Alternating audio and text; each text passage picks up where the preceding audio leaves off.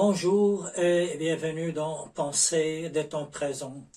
Je suis Abdessalam Boujedraoui. Aujourd'hui, j'aborde avec vous le dernier volet d'une série de vidéos consacrées toutes à la pensée humaine, humanitaire de Karl Marx. Le sujet d'aujourd'hui est en rapport avec la propriété privée. C'est un élément qui est important dans la pensée de Karl Marx. C'est là le point, la pomme de discorde entre les tenants d'une pensée libérale à outrance et les tenants d'une pensée communiste socialiste. Vous savez qu'au XIXe siècle, il y aura de grands bouleversements. Parmi ces grands bouleversements, le plus important est la disparition progressive, bien évidemment, du système économique féodal. La grande caractéristique de ce système est que c'était de grandes propriétés terriennes qui étaient détenues par des seigneurs. L'autre grande caractéristique de ce système économique féodal est que les seigneurs ne voulaient surtout pas que les choses changent. Les seigneurs, avec l'aide de l'Église, avec l'aide de la religion, avec les traditions, veulent que les choses restent telles qu'elles sont.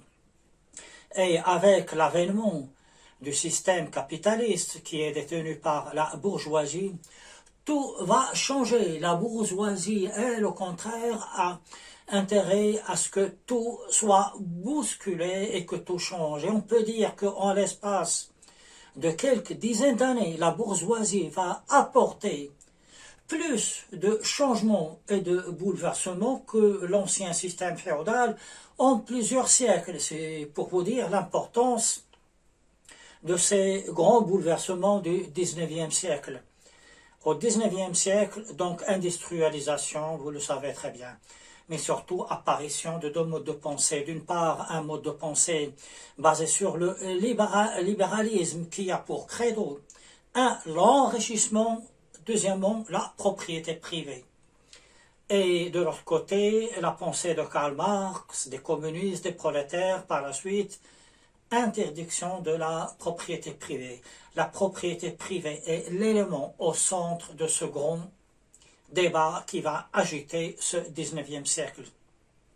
Mais en réalité, l'importance de la propriété privée n'est pas quelque chose de récent. Si on revient quelques milliers d'années en arrière, et en lisant Platon, comme vous le savez, a monté le mythe d'Atlantide. Alors, dans un dialogue, un narrateur qui s'appelle Critias, nous décrit une ancienne cité qui est la cité d'Athènes. Il y a 9000 ans avant l'ère chrétienne. Comment Platon nous décrit cette cité d'Athènes à côté de laquelle va émerger la cité d'Atlantide? Cette cité d'Athènes, nous dit Platon, était vertueuse. Pourquoi elle était vertueuse? Parce que les gens ne cherchaient pas l'enrichissement. Les gens ne possédaient pas le superflu. Il n'y avait pas d'or, il n'y avait pas d'argent. Ces trucs-là n'avaient pas cours dans cette Athènes de cette époque-là. Et surtout, il continue de nous dire, par la bouche de Critias, que les soldats, les combattants, étaient chargés de protéger la cité, mais surtout, ils ne possédaient pas de propriété privée. C'est un peu du Karl Marx avant l'heure, mais attention, là s'arrêtent les comparaisons, parce qu'il y avait des esclaves, et les femmes n'avaient pas le droit d'être des citoyennes. Donc, je reste juste sur cet aspect de la propriété privée, mais celui qui réellement va parler de la propriété privée de façon politique, ce sera Jean-Jacques Rousseau, dans son second discours, l'origine des inégalités parmi les hommes, et il nous décrit l'état de nature. Dans cet état de nature, les humains n'étaient pas nombreux, ils se voyaient de temps à autre, puis par la force des choses, ils vont devenir de plus en plus nombreux. Ils vont former de petites communautés. Dans ces communautés, personne n'avait de propriété privée, les gens se connaissaient, ils s'entraidaient. Et si vous voulez, ça ressemble à ce que va décrire Karl Marx dans son premier mode de production, le mode de production asiatique. Donc les gens sont tradés, et un jour arrive ce qui devait arriver, un homme va s'accaparer un terrain, il va dire ça m'appartient. Naissance de la propriété privée, et surtout, personne en face de cet homme usurpateur ne va lui dire, mais mon cher ami, ce terrain, cette propriété appartient à la communauté. Donc, un homme prend un terrain, il dit que c'est à lui, naissance de la propriété privée, et cet homme va faire travailler les gens dans cette propriété usurpée. Dans un premier temps, ce sera ce que Jean-Jacques Rousseau appelle la hache de pierre, c'est-à-dire que bon, les gens travaillaient d'une façon traditionnelle, puis va venir la hache de fer, début de l'industrialisation, augmentation de l'exploitation de ces gens, ces travailleurs, et donc établissement d'un contrat social injuste, inique. Voyez, donc déjà, chez Jean-Jacques Rousseau, il y a l'importance de la propriété privée comme étant le début de l'esclavage, de la servitude et d'un contrat social injuste. Comme vous le savez très bien, Jean-Jacques Rousseau aura une influence capitale sur Karl Marx. Après, le personnage qui va le plus parler d'une façon, alors là, vraiment directe, ce sera Proudhon, Joseph Proudhon, dans son livre dont je parlerai ultérieurement, Qu'est-ce la propriété privée? D'emblée, il nous dit que la propriété privée, c'est le vol. Il nous dit, si je vous dis que l'esclavage, c'est de l'assassinat, vous serez d'accord avec moi. Mais si je vous dis que la propriété privée, c'est du vol, vous ne serez pas d'accord avec moi. Il justifie tout cela par le fait que les gens s'enrichissent sur le dos des gens. J'aurai l'occasion de revenir sur ce sujet. Avec Proudhon, ce que je voudrais que vous reteniez, c'est que chez ce philosophe, qui est un gentil petit garçon, probablement un petit bourgeois, comme on le dit sur les bords, très méritant, chez Proudhon, donc, il y a l'accusation de la propriété privée comme étant à l'origine de beaucoup de problèmes des prolétaires. Donc après, ce sera bien évidemment celui qui va donner toutes ses lettres de noblesse à la pensée humaine, ce sera Karl Marx.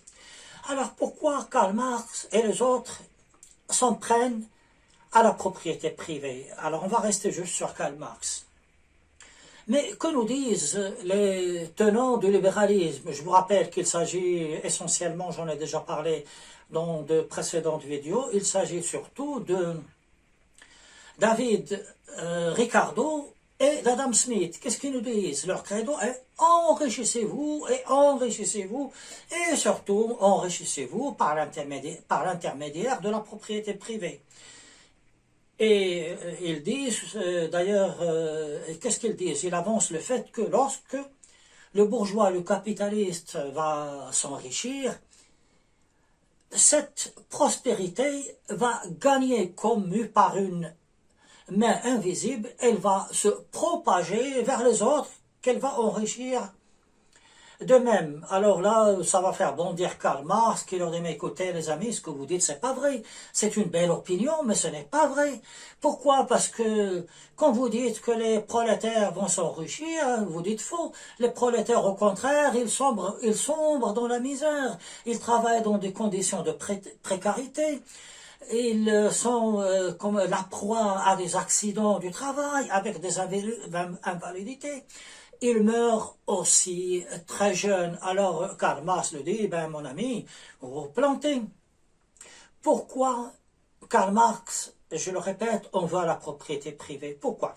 Parce que pour que le capitaliste, le bourgeois, l'homme à l'écu, s'enrichisse et qu'il puisse à son tour avoir énormément de propriété privée, il faudrait que les ouvriers soient exploités, c'est-à-dire que les ouvriers travaillent d'arrache-pied, travaillent dans des conditions, comme je l'ai dit, atroces, et ne peuvent en aucun cas accéder eux-mêmes à la propriété privée.